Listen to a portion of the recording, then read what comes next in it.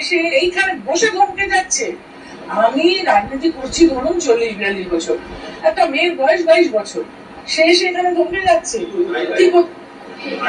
আপনারা বুঝেন তাই তারা তো সারাক্ষণ ধমকাচ্ছে কি করে পলিটিক্স করতে হবে, কি করে ভোট করতে হবে, কি করে।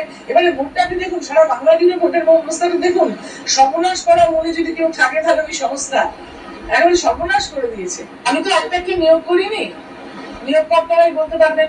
কিন্তু ওইটুকুটুকু বাচ্চা ছেলে মেয়েরা কিভাবে আমাদেরকে কর্মীদেরকে হেনস্থা করেছে, কর্মীদেরকে গালমন্দ করেছে।